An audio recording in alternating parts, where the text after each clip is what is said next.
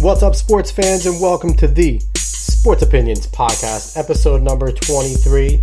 I'm your host, Alex Cuesta, as always. You can find me on Twitter at A_30, and you can also find Sports Opinions on Twitter at SportsOpinion30. What makes this one special right now is we are live for the first time ever. Yes, the Sports Opinions Podcast is live. You can come on, and if you have a comment, go into the comments section, leave one, and you could talk about anything that you want to talk about in sports there. I'll acknowledge it, I'll talk about it. Or if you have my number, you can call in and I'll get you on the air live and you can talk just like any of our guests do on a weekly basis. But we're going to get down to business while we don't have anyone commenting or calling just yet. And that's going to start us off with something that's near and dear to me. I think I hinted at it last week, where it is Marist running, track and field. I know many people aren't super interested in that, but you know what? That's okay. That's the beauty of having your own podcast, right? They were at the IC4A ECAC Championship, and man, were there some highlights. It was a 2-day event. Big ones going on from day one. Denise Groen set a school record in the 1500 meter, 4:33.08, eclipsing the athlete that was running with her in that race, Emily Burns, who ran a 4:34.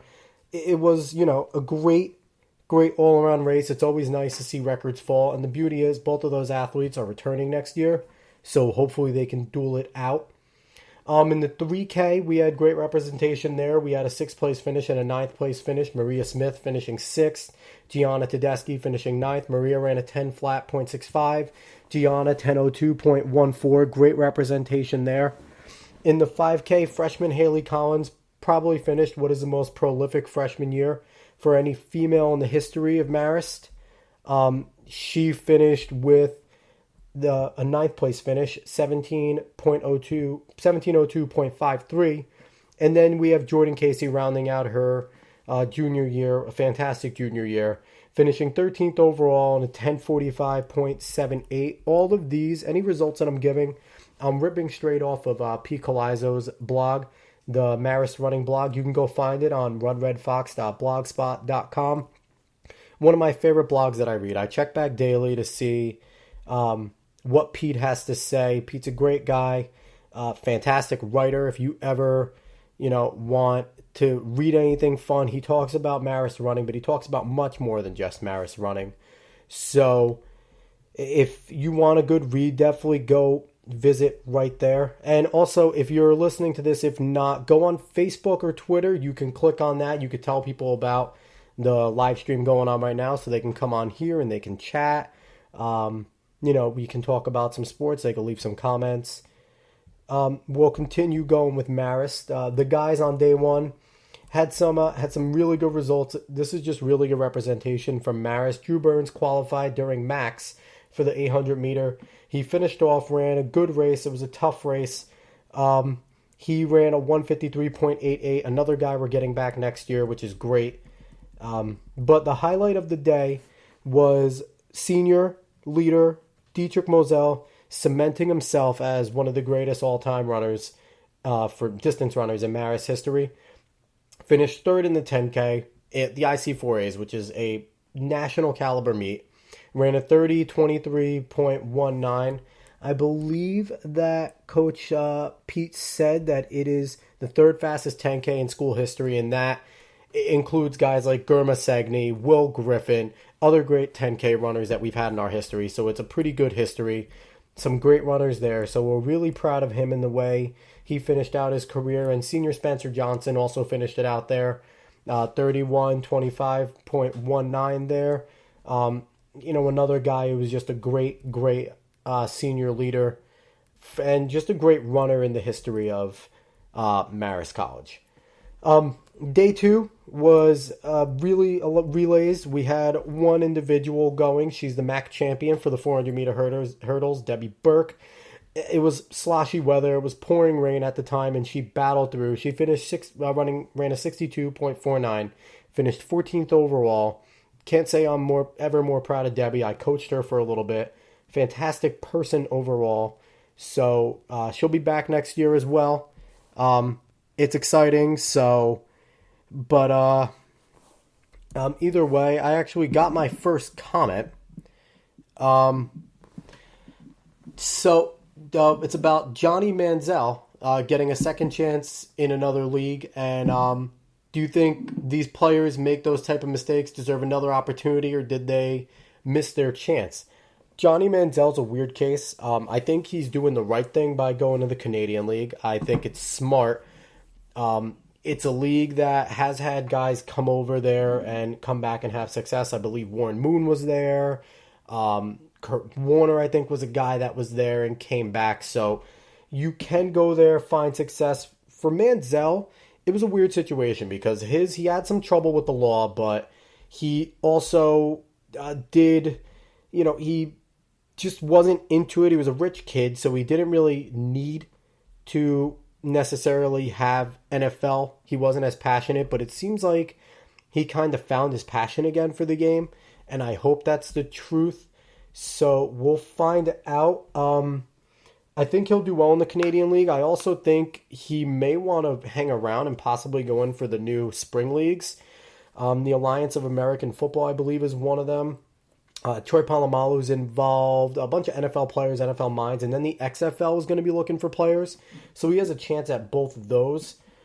But do I think when players make the type of mistakes, they deserve an opportunity, a second chance, or did they miss it? I think as long as it's nothing, absolutely ridiculous, you deserve a second chance. Johnny Manziel was an immature kid, so I think he deserves a second chance. He didn't kill anyone. He didn't do anything ridiculous. He didn't rape anyone. So, he was just a stupid kid. So I think he deserves a second chance. I think if you had a true run-in with the law, and I'm not talking Plaxico Burress where he shoots himself in the leg and it's an example made out of him. I'm talking like real run-ins with the law. Ray Rice style, which is a slippery slope with Ray Rice because his was a real, you saw the video. You saw him hit his girlfriend. It's cut and dry. He was in the wrong. Then the woman ends up, they end up getting married. So it's like a weird situation where she kind of forgave him in a sense. So it's that's an odd situation. And I think a lot of people may think that Ray Rice might deserve the second chance. And maybe he does. I'm kind of okay with how it worked out. Ray Rice is a Rutgers guy. I'm a big Rutgers fan. But I understand where teams and where people wouldn't want to give him that second chance. Since the incident happened, from what I know, he's been really involved in the community, really involved in domestic violence things, which he should be. And I really think that, like I said, it depends on whether or not those type of, what the situation is. A situation like Johnny Manziel, he was just an idiot. If Josh Gordon ever gets into a situation where he gets kicked out of the league, or, because his issue is smoking weed. And as much as many people think smoking weed is harmless, to the NFL it isn't. But if he ever ends up getting kicked out of the league for something like that, one of those other leagues can be used as a rehab league to rehab a career. So it's a weird situation. It really depends on exactly what happens. But, I think it's something you take on a case-by-case basis. I want to thank, that was my wife, Julie, that threw in that comment and that question. Thank you very much for supporting me, Julie. You always support me. My wife is my rock. She has my beautiful daughter, Josephine, that she's watching right now. So thank you very much. I appreciate it. We're going to roll back to Maris Track real quick after, and that's kind of how I want to do this. I want to deal with the comments as they come so that when you give me those comments, I'm going to, acknowledge them. I'm going to make sure that people know who commented, and we're going to talk about what you want to talk about because this is sports opinions. The fans have opinions. I have opinions, but you guys will get your opinions heard if you send out any sort of love, any comment, any phone call. So back to Maris Track. We're talking about Day 2 IC4 ECAC Championship. The men competed. I just talked about Debbie Burke, actually, and her situation. We're going to go on to the relays. The men competed in the 4x8. They ran a good time. They ran 7:39.63. They finished 11th overall. They had some good performances. And only one senior is gone, Stephen Morrison. He ran a great leg to finish off his career, 152.945. Couldn't be more proud of that group. That consisted of Brian Henderson, Drew Burns, Connor St. Germain. Out of that group, I've coached 3 out of those 4. Connor, I don't know you too well, but I know Brian, I know Drew. They work their ass off. Whenever I see them, they still acknowledge me as coach, which is one of the greatest feelings. If you've ever been a coach, and being acknowledged as coach is kind of, to me, the feeling the same respect as being called doctor or another title. There is no greater feeling than knowing that you had an impact on athletes. And speaking of that, recently, the past 2 nights, it was graduation over at Marist College today, which they graduated in the pouring rain, which that's another topic. I feel like that's a little ridiculous. They didn't bring the graduation inside, but I digress. One of my athletes who I was super close with, Josh Siegel, you've heard him on this podcast before. He came over last night with his brothers, shared a few beers, we reminisced, and today he even stopped by again with my daughter, took a picture with me. It's probably going to be up on social media at some point. But to me, it's that touching kind of thing that makes coaching all worth it. Would love to get back one of these days. Right now, that's not in the cards. I'm the full-time job or whatever. I'm not getting paid enough to coach. If any schools out there, I coached track and field on the collegiate level. I've coached football before. If you need a coach and you want to pay me a living wage, I'm here for you. Name's Alex Cuesta. What's up?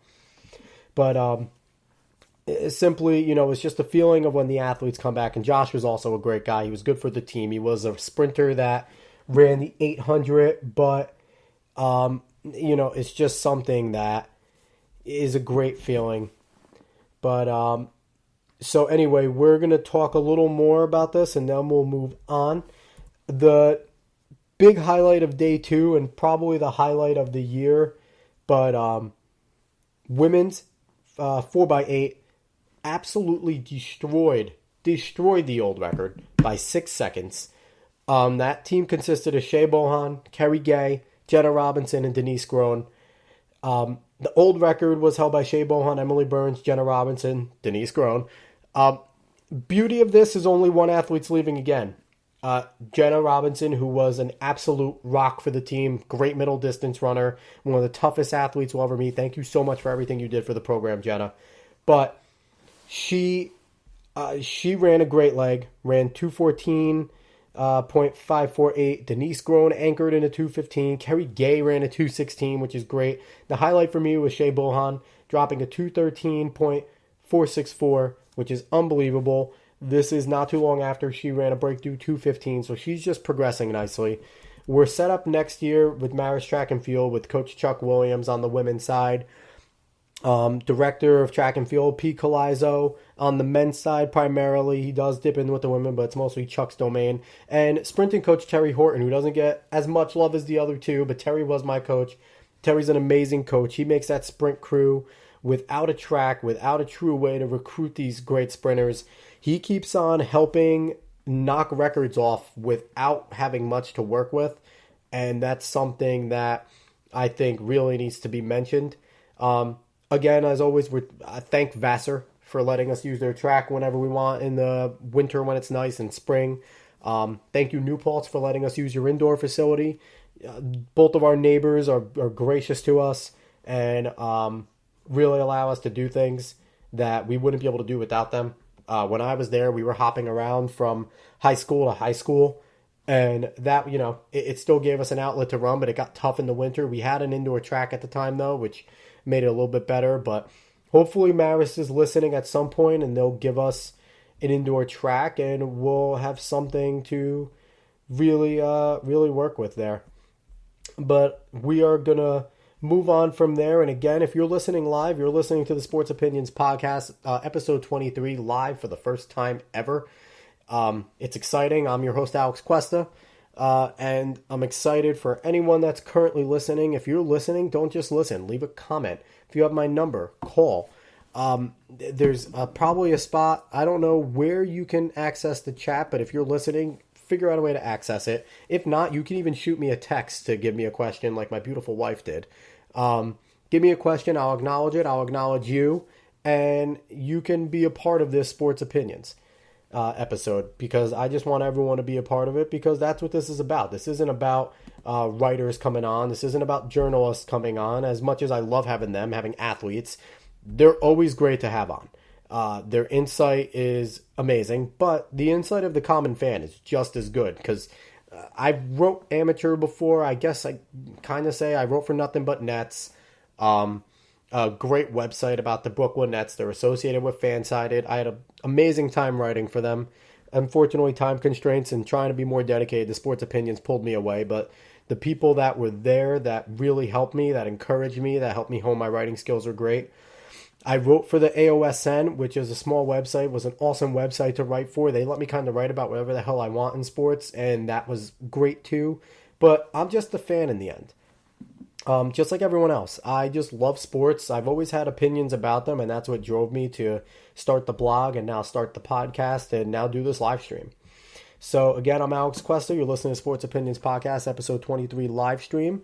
And we're jumping on to one of my favorite topics, one that I always seem to bring up now that he is back. Mr. Mike Francesa, he's on. He's been on for a little time again, but the big announcement that he made is Mike's really getting tech savvy lately. He was never a tech savvy guy before this. New Mike coming back on. Mike is now a tech savvy man. And the big news was Mike Francesa is tweeting. And yesterday, the historic moment happened in the 1 o'clock hour. He made his first tweet live. And the first tweet was from Mr. Mike Francesa, checkmark, long time coming, first time tweeting, don't waste my time with dumb stuff. And there it is. There's Mike Francesa to a T. If you've never listened to Mike, if you're not a fan of Mike, which a lot of people aren't, it is what it is. I think he's a great broadcaster. He's obviously made his mark on the world, but it's something that is just hilarious to see him tweeting, and some of the things he tweets out. David Tepper buys the Carolina Panthers for $2.275 billion, a steal. The rest of us have to settle for buying MSG stock, which will continue to go up. Like, he has some pretty good insight, but it's just typical Mike stuff. Director of Marist College Track and Field, Pete Colizzo, is a massive Mike Francesa fan. Billy Hild, who I had on here not too long ago, we talked about Mike Francesa because he's such a big fan of Mike. Mike is just an interesting dude. Rapid fire takes on guests.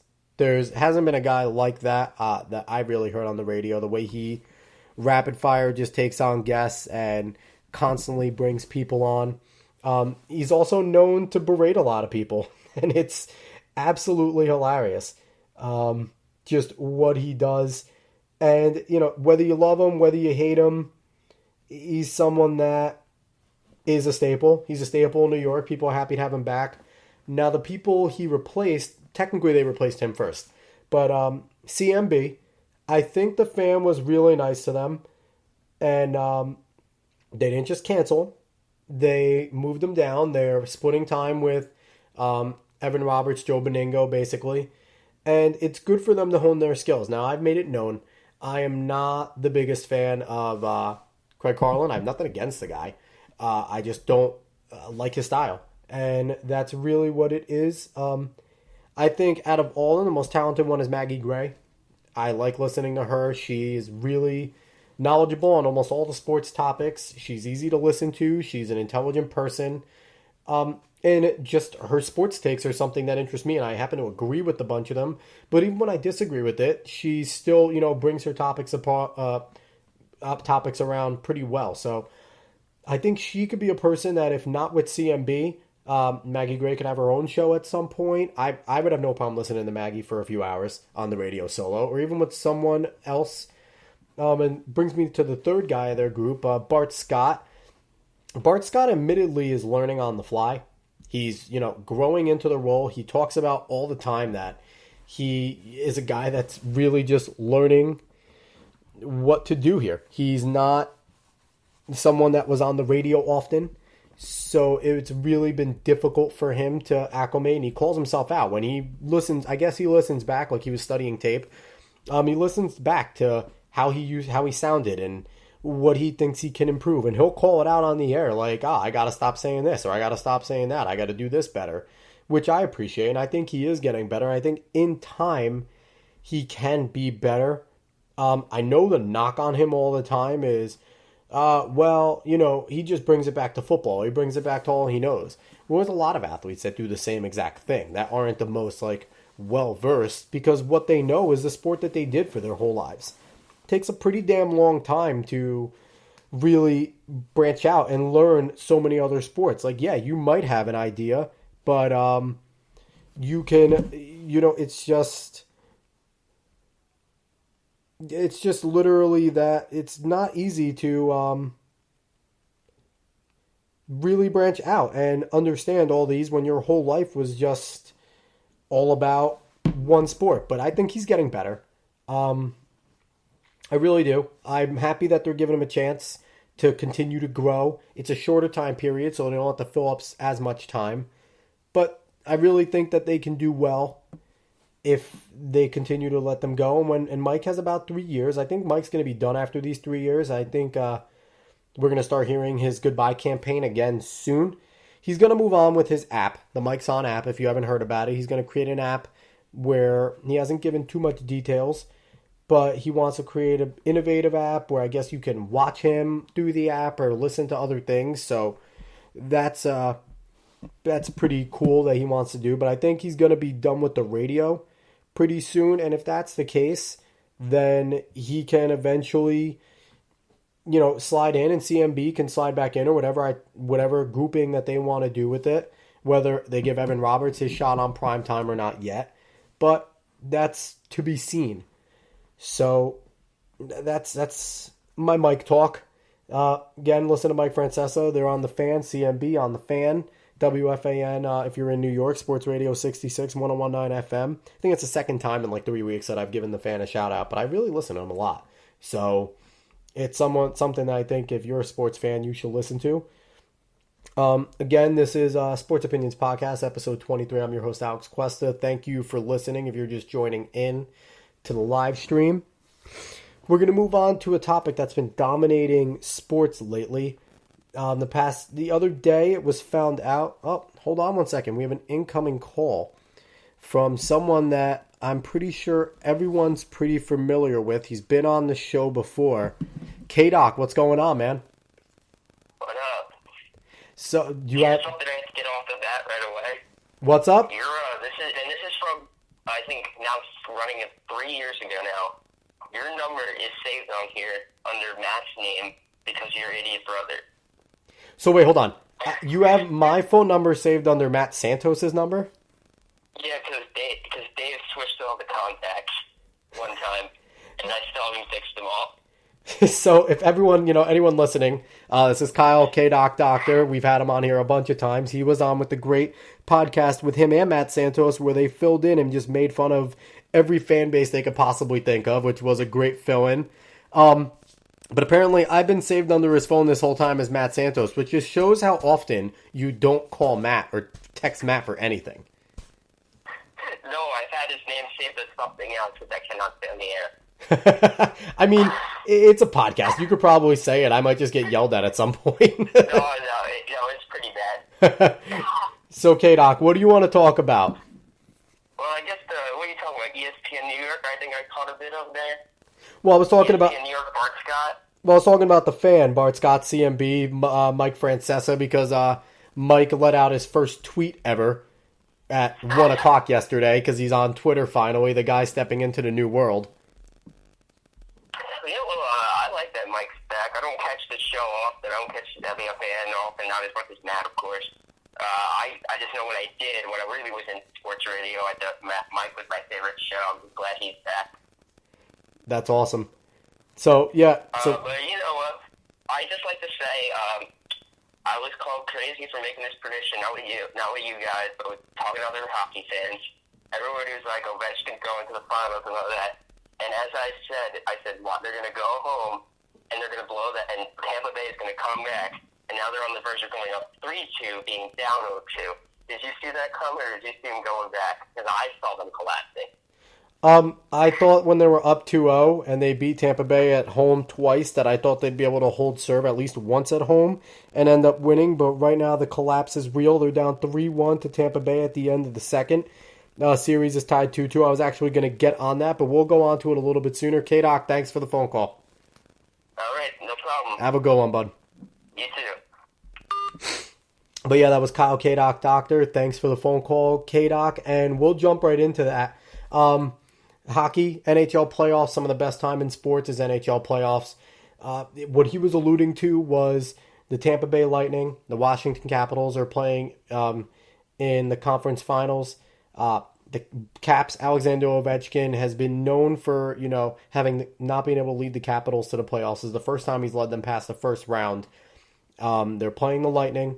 They went up 2-0 on the Lightning, beating the Lightning twice in Tampa Bay on their home ice. From there, if you're a Caps fan, you had to be feeling pretty good about your chances. You stole home ice. Yeah, you've been terrible at home. I think they've won one home game all playoffs so far. But you couldn't assume that you were going to get swept at home. You had to think that you would maybe sneak by and win one of those two games. But no, in true Capitals fashion, in ridiculous Capitals fashion, the Caps got swept at home, and now they're back at Tampa Bay. They're down 3-1 at the end of the second, and they're on the verge of going down 3-2 after having a dominating 2-0 lead. And K-Doc's prediction that the Caps were going to implode on their own is, it's something that it's easy to predict because if you go back, you look at the Sports Opinions blog, which, it still exists. You look at the blog, K-Doc wrote an article where he talked about what to look for in this upcoming Stanley Cup playoffs. And one of the things that he talked about was avoid picking the Capitals at all costs because I'm looking at it right now. Do not pick the Washington Capitals. This is number one thing. And it's really just because all they do is implode. They can't beat the Penguins. They can't beat anyone when it comes to that. So it's really, really, it's sad if you're a Caps fan. I feel bad if anyone out there that's listening to me is a Caps fan. But it's really tough for them right now. It's really tough for Ovechkin, who's truly one of the greatest goal scorers to ever play the game. But the Caps are just having a difficult time. And it's interesting because even if they do come back, someone that's waiting for them, but more than likely will be waiting for them in the Stanley Cup Finals, is someone Alexander Ovechkin won't be able to get by anyway. We're going to jump right into that because literally I just feel bad for the Caps at this point. I feel bad for the Caps. I feel bad for their fans. The other series on the other side is the Winnipeg Jets playing the Vegas Golden Knights. Yes, the expansion Vegas Golden Knights, who no one predicted to be here, but here they are, and they're up 3-1. And it is, just a ridiculous story of how the Golden Knights have gotten here. They won the last game 3-2. They're up 3-1. They're going to head back to Winnipeg.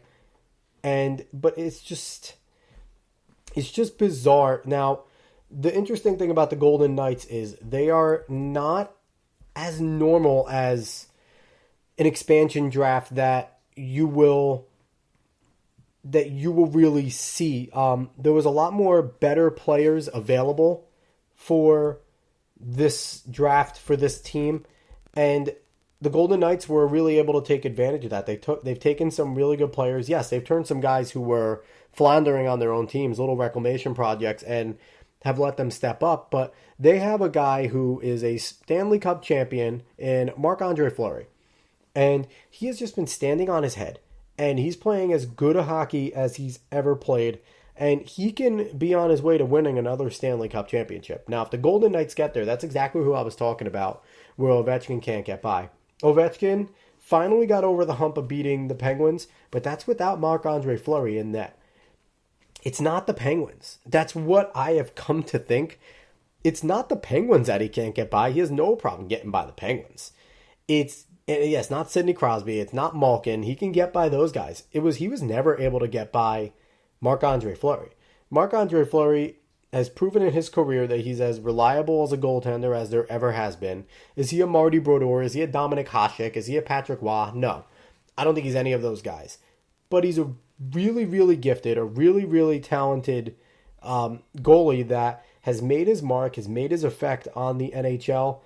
And if for some miracle reason the Caps do get by and the Golden Knights get by, I don't see Ovechkin beating Marc-Andre Fleury in 7 games. And I know there's so many other players that play in these games. The ice is full with a lot of other players. Everyone's out there skating their asses off. But it just seems that Marc-Andre Fleury steps up when the time is necessary and might be the best draft pick. Because technically the expansion draft is an actual draft. Might be one of the best draft picks of all times and the Golden Knights' greatest draft pick ever so far. So we're going to keep an eye there. I'll more than likely be talking about that next week on the podcast, whether it's live or not. I'm probably going to try and do the live thing every once in a while. I don't want to let it go stale, but I'm going to try and do the live thing every once in a while. I'm going to more than likely go back to trying to have a guest next week and doing it the normal style because I think it's fun to mix it up and do a little bit of both. I enjoy doing this. I'm enjoying this live thing. It's pretty cool to be able to be out there live and have listeners going and really being able to interact if, whoever gets on. I've had 2 people interact with me already, which is lots of fun. The more they interact, the better it is because throw me a curveball. It'll be great. I would love to just talk about something I didn't even think of, which the Johnny Manziel question was a great one. I had no idea. I wasn't even thinking of something like that of bringing it up. So that's an awesome question to bring up. But so that's really where I'm at with that, with the hockey. Again, you're listening to Sports Opinions Podcast, episode number 23. We are live for the first time ever. I'm your host, Alex Cuesta. And before Doc called me, I was about to jump onto this, the topic that has been pretty big in sports.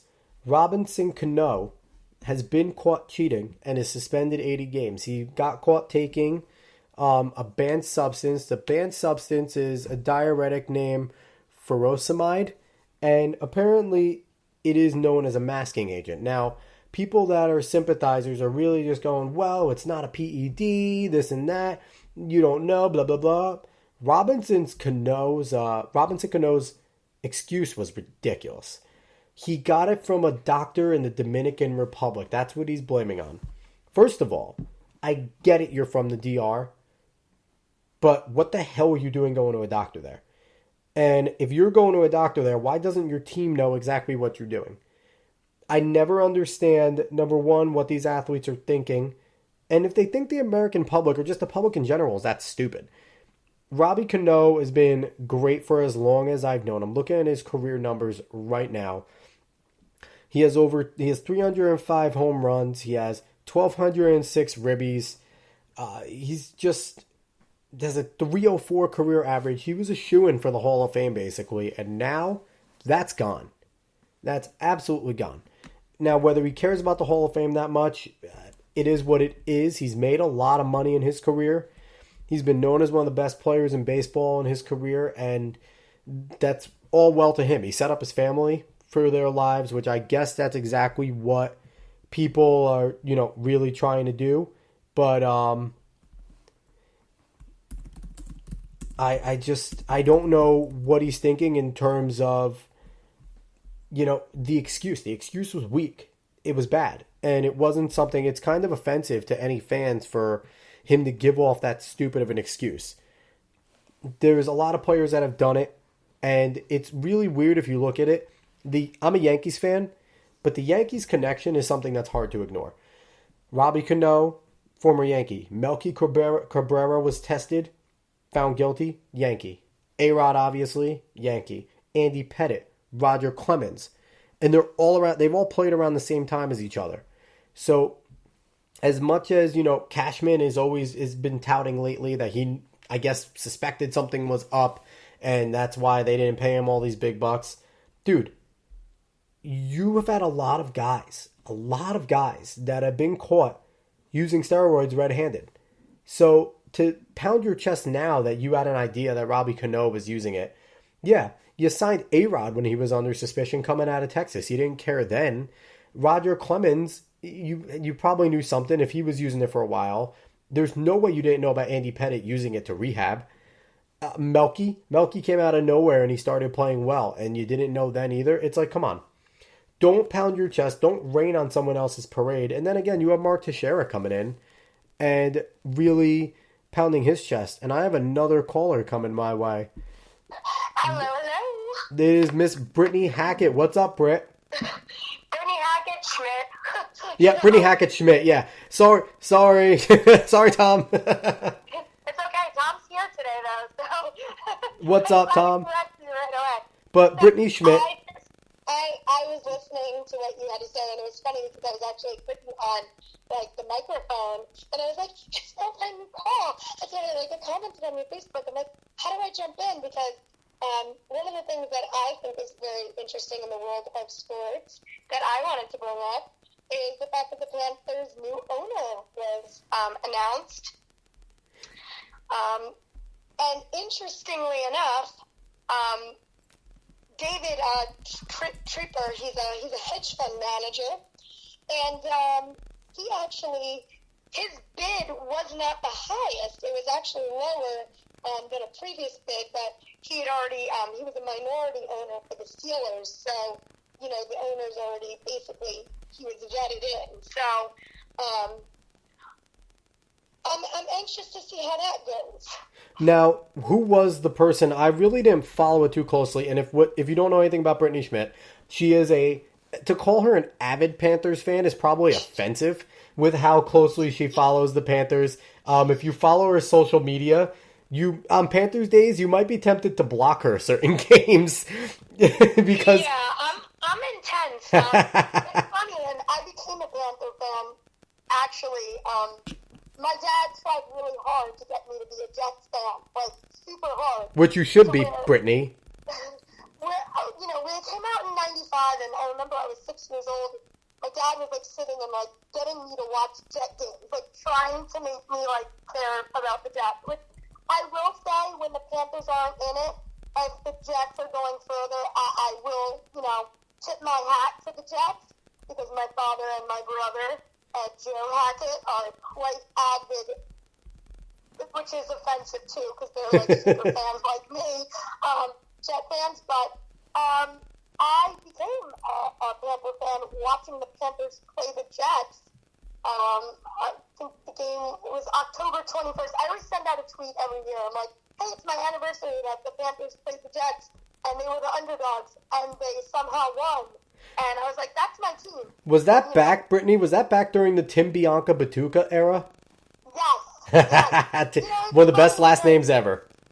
You get those troll, you get those troll like Panther fans that have like been like relevant to the team and learning about the team since like, I don't know, our first NFC conference title, which was the 2002-2003. That was Super Bowl 38. And that's why I hate the Patriots as much as a Jet fan.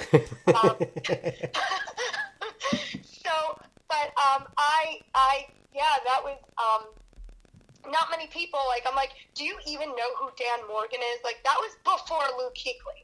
Now, Dan Morgan. I do. Yeah, I know Dan Morgan. But my quick question for you is, now I know people like P. Diddy, Steph Curry, they were interested in buying the Panthers. Who were they the ones that had the higher bid?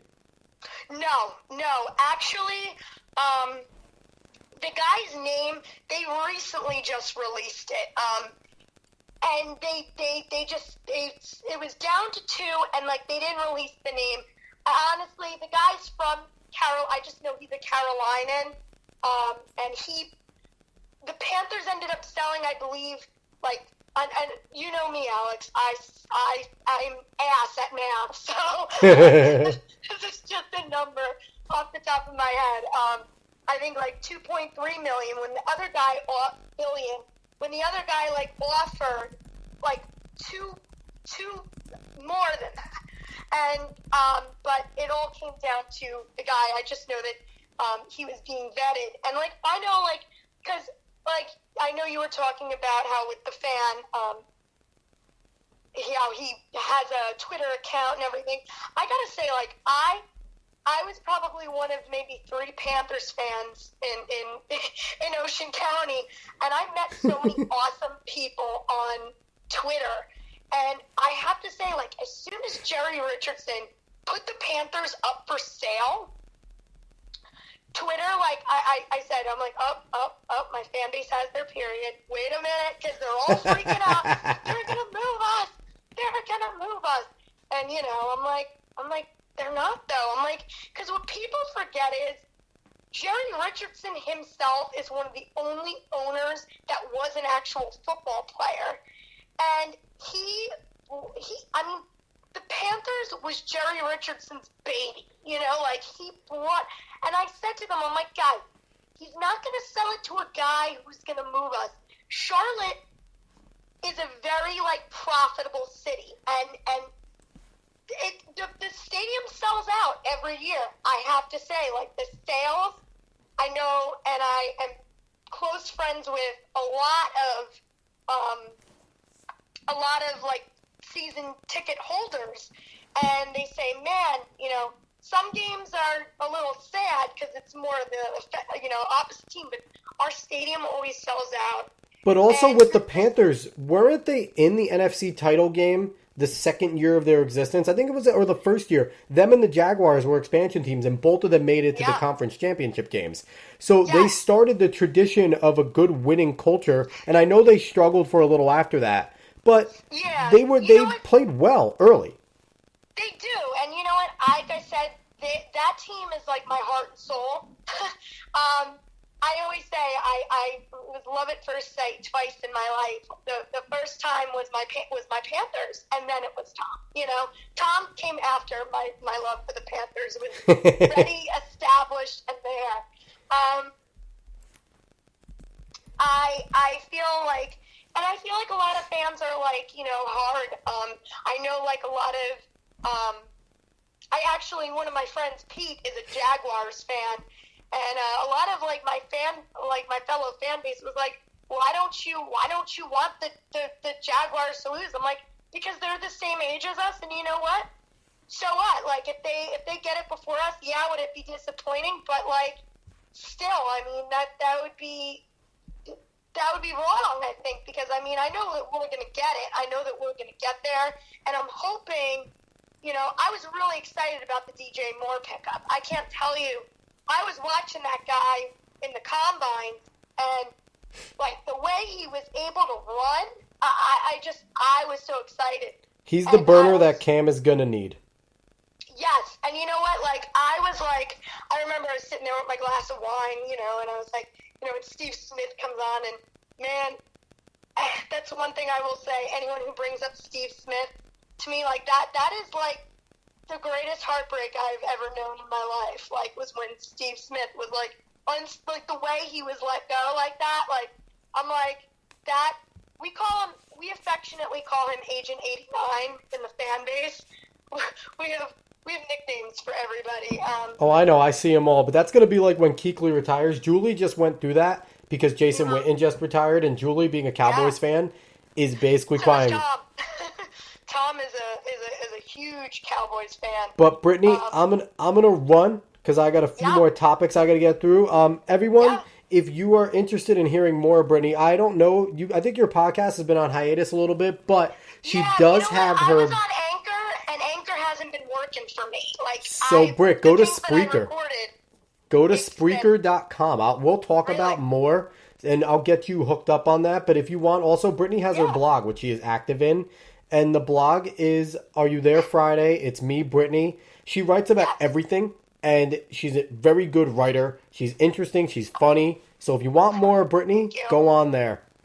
Well, I just wanted to say, keep doing what you're doing. I love listening to you. You are not only one of my closest friends, but you're when you were talking about the hockey thing, especially with the Ovechkin, I'm he's saying what I'm thinking. He's saying what I'm thinking. I'm like, Tom, I gotta go run in the room and just give Alex a call, let him know that I'm listening, and tell him that give my 2 cents, and then of course throw in the whole, throw you a little curve, I appreciate that. I keeps it interesting. All right, Britt, thanks for the call. I appreciate it. All right, thank you for having me on, Alex. Have a good night, Britt. You too. So that was Brittany Hackett calling, and if she's someone that I'm definitely going to have on at some point. If you hear, she has her Carolina knowledge is expansive. She's a massive Carolina Panthers fan, like we said, and she's had her own podcast. She has her own blog. She kind of started doing exactly what I've been doing, and she's very interesting to follow. She's super knowledgeable. You've heard her brother on here before, Joe Hackett Jr. He actually is the outro music. He's an amateur artist. We've talked about him before, but I'm going to have Britt on at some point because if you heard, me and her just have good chemistry talking. So that's definitely going to happen. But she can also talk for days, just like I can. And I have a few more things that I want to get through. So Brittany knows I love her. But we're going to continue to move a little bit here. Again, if you're just joining in, I'm not going to be doing this for much longer, but if you're just joining in, this is the Sports Opinions Podcast, episode number 23. I'm Alex Cuesta. Thank you for joining me. Thank you for listening. Next topic we're jumping in on is NBA and the playoffs, which, Jesus Christ, they're so long. I can't stand the fact that they have so many days off in between all these games. It's been 3 days. 3 days since the Cavs and Celtics had played, and now they're playing.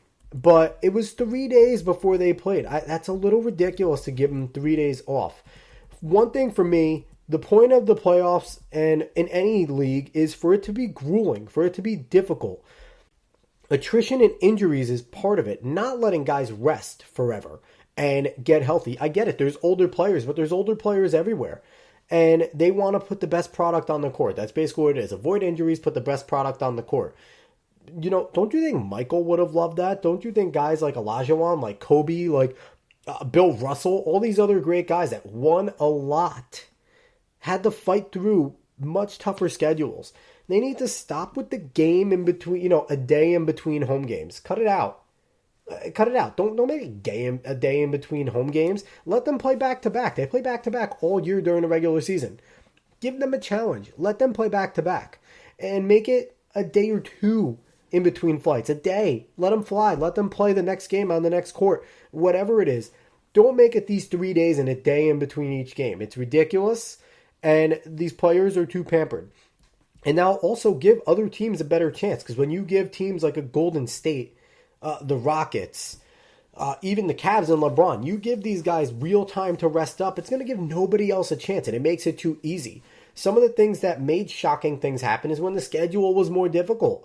So that, some players who played 40 plus minutes a game would do that early and they'd be exhausted late. And it would give a team that plays more spread out minutes a chance to really make a run.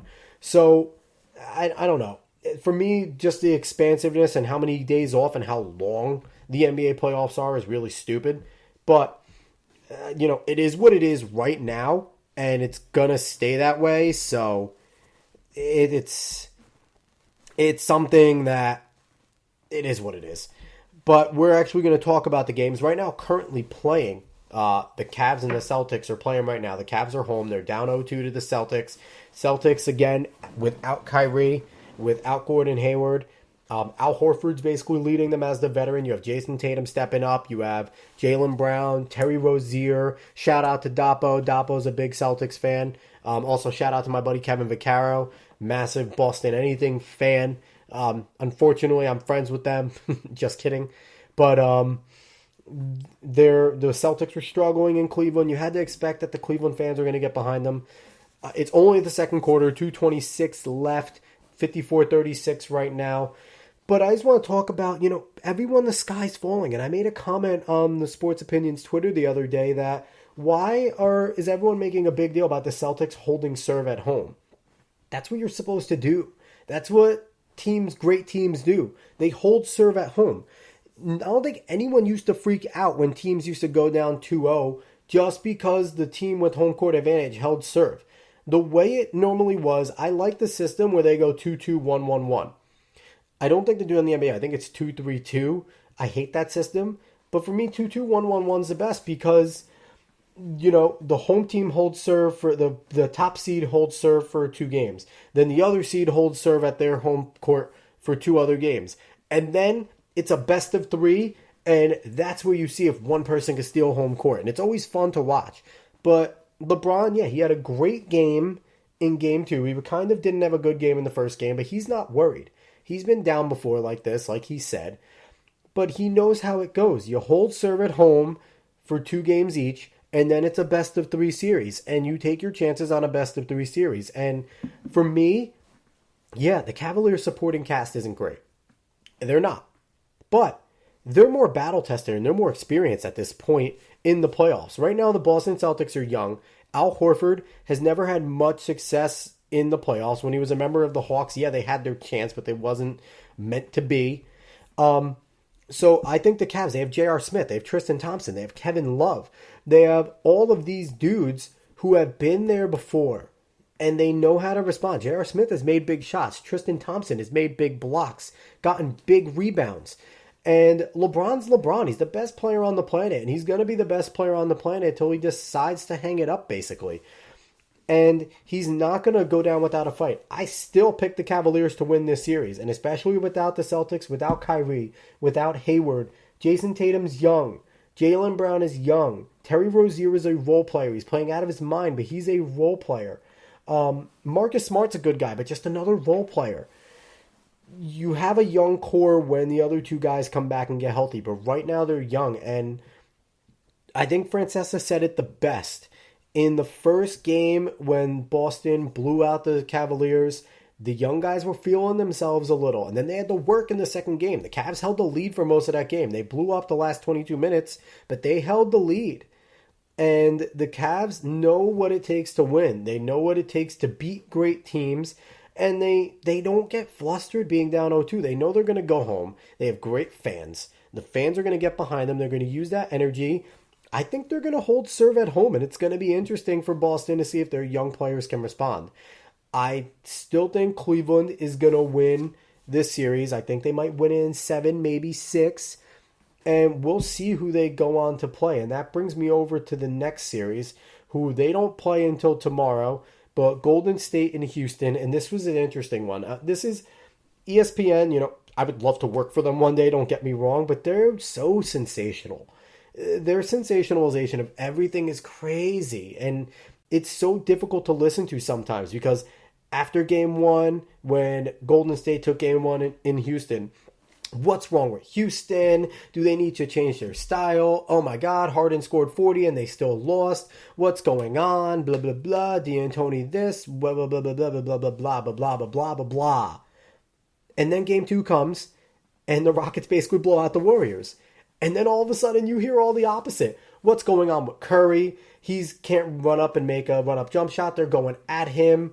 And it's funny because they talked about how in game one, Golden State attacked Harden in his defense. And in game two, they talked about how the Warriors attacked Curry defensively and made him too tired. Everyone, they just need to stop the sensationalization. Just like the Celtics held serve at home, these two are probably the two best teams in the league.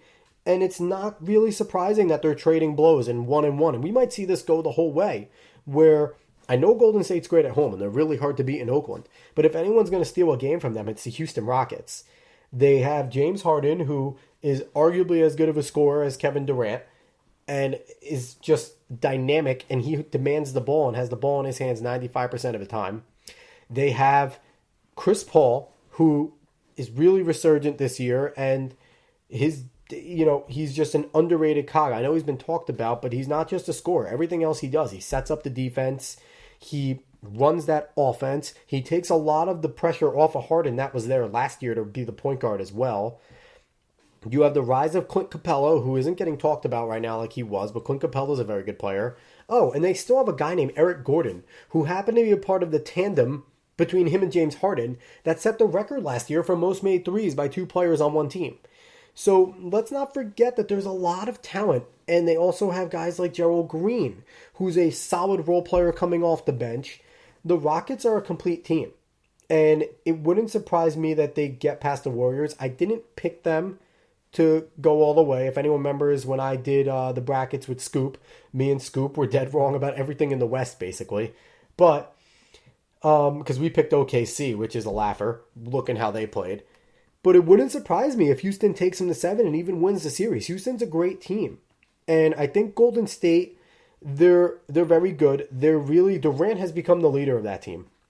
He's the bona fide superstar. He's usurped that from Curry. Draymond is still Draymond. Curry's Curry. I don't think they use Klay Thompson like they once did, because I don't think they believe that they completely have to. Yeah, Klay will pour in his 27-point game every once in a while, but he's never mentioned as the catalyst, and he's not as much of a focal point as he used to be. And that might end up hurting him, but the main catalyst for this team is Andre Iguodala and the way he can lock down on defense.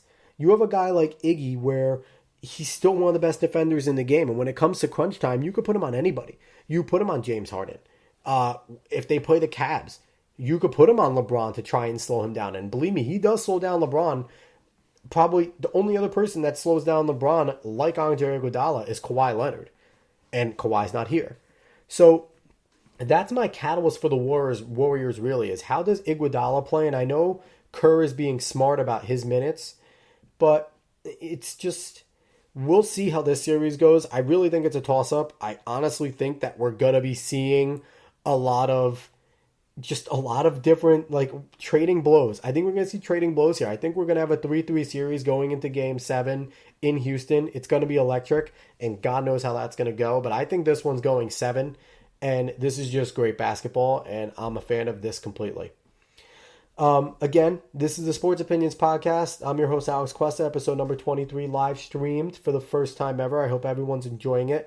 We're going to jump to a quick topic. We're going to talk some NFL before we close out the stream. Quickly, in Dallas land, in Jerry World, there's some trouble. Well, not really trouble in paradise, but Terrell Owens had a comment. He was asked how Jason Garrett continues to avoid. He was on 105.3 The Fan in Dallas. It seems like every single local area has a fan, just like WFAN here in New York. But he was asked how Garrett keeps on not getting blamed for the struggles. His response was he had no idea, and direct quote, "You know what's really tough? When you really look at it, it doesn't make sense for Jason Garrett to continue to have his job. Not really expanding or progressing, even as the team under his coaching tenure there." All right, Terrell. So this is not uncommon for former alumni, players, and things like that to have their opinions heard. And when they're asked, they're going to give their opinions. But this kind of gives you an insight to the guy that Terrell Owens was in the locker room. And also why probably a lot of people didn't like him in the locker room. And he really was divisive and not the best locker room guy at all. I can see T.O. being exactly like this while in the locker room, while talking to other players, while talking to management, just speaking his mind and saying stuff like this. Thank God Jason Garrett doesn't have T.O.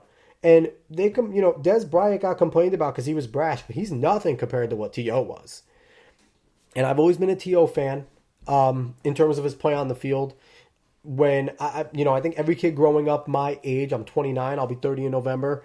In my generation, Jerry Rice was the guy. 49ers, Jerry Rice, and who was the young kid that came up after Jerry Rice that was a dynamic tandem that was supposed to be the next heir apparent? It was T.O. And T.O. was that damn good. Is he Jerry Rice good? Maybe. He had more physical tools, and his numbers speak for it. He's probably the second best statistical receiver of all time, and that's saying a lot. And he's just a great, great receiver on the field. But he has a really bad reputation for being kind of an idiot off the field with his comments and in the locker room. And this is some insight to it. Leave Jason Garrett alone. If Jerry Jones is happy with him, I know a lot of Cowboys fans are going to roll their eyes, but you guys have been fairly mediocre. But Jason Garrett was a literal bad call on a catch away from going to the Super Bowl, because Des Bryant did catch it. That's now confirmed that he caught it, and it's just Garrett gets poo-pooed on a lot. He's kind of, now that Tony Romo's gone, let's go on Jason Garrett some more. He can't play defense. And if I'm not mistaken, Rob Marinelli's been responsible for that for a while. So let's talk about that, because the defense has been Swiss cheese for years. And when Sean Lee's off the field, which he's often because he's hurt a lot, who the hell knows who runs anything? Because it seems like no one knows what they're doing. So we can also talk about that. But I just, Jason Garrett has a young core now on offense. Let's see what he does. Let's see if Zeke comes back and is the beast that he is. Let's see if Dak takes that next step.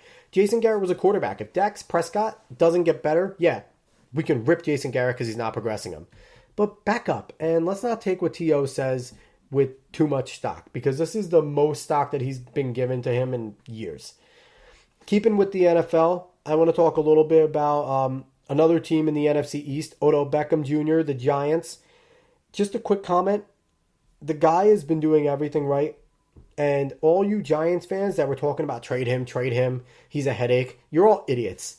Top to bottom. Stop. Odell Beckham's been doing nothing wrong, and he's trying to shed that negative reputation that he has for very little reason.